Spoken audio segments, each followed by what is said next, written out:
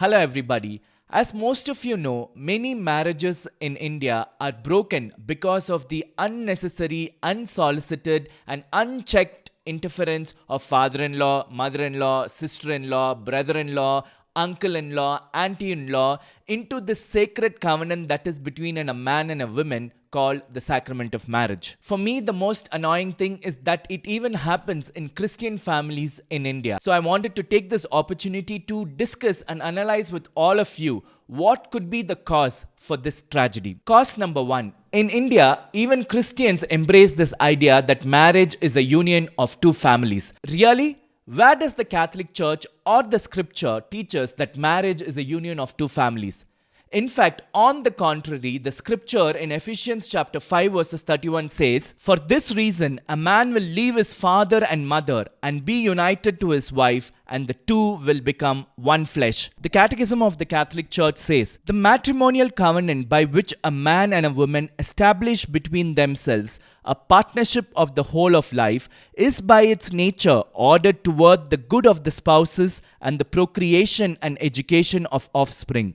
This covenant between baptized persons has been raised by Christ the Lord to the dignity of a sacrament." Once again, I would like to ask this question to all Christians in India. Where does the Bible or the Catholic Church teach that marriage is the union of two families? It is high time that all Christian men in India understand that once he gets married, he becomes the leader and protector of his family, and along with his wife and his children, they become a separate family unit. Stop involving your in-laws in your personal family matters.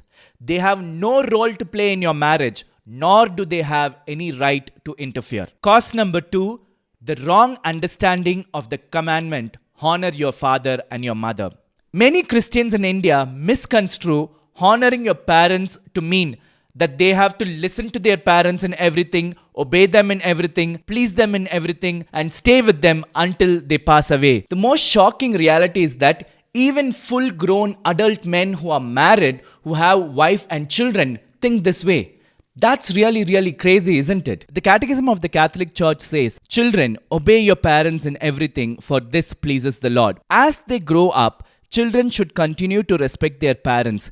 They should anticipate their wishes, willingly seek their advice, and accept their just admonitions. Now listen to this. Obedience towards parents ceases with the emancipation of the children. Emancipation means the act of freeing or state of being freed. Once you become an adult, you continue to respect, honor, and be caring towards your parents, but you have no moral or spiritual obligation to obey them. So there is no need for you to feel guilty just because your parents are feeling sad that you're not listening to them. You don't have to. You can always explain and clarify things to them, but you don't have to obey them. Once you become an adult, you are expected to take decisions for your life and be responsible for it. It is a sad state of affairs in India where so many Christian men use this commandment as an excuse to relinquish their responsibilities as the leader of the family and involve their parents, their siblings to do their job at the expense of their wife and children. How shameful is it? Cause number three, selfish love of parents. We all know the struggle that a baby goes through to wean off from its mother after a certain age. The baby cries, tries to cling, throws tantrums, but the mother does not give in because she knows that the child has to wean off for its own good. That is true love. St. Thomas Aquinas says, "Love is willing the good of the other as the other."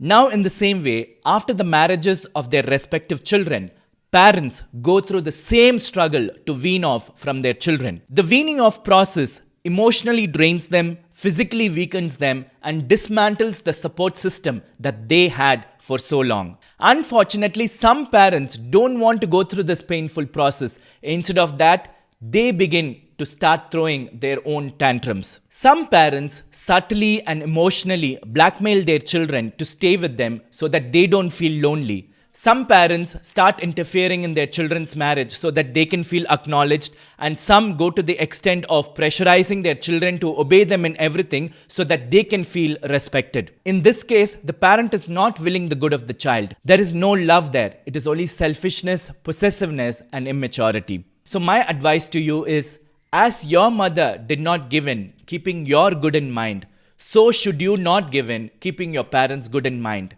Repay the favor to your parents. Help them wean off from you. If we do not help our parents in doing this, they are going to have a child-sized vacuum in their hearts and have a horrible time growing old. As human beings, we have a tendency to overcorrect. We cannot afford to do that mistake here.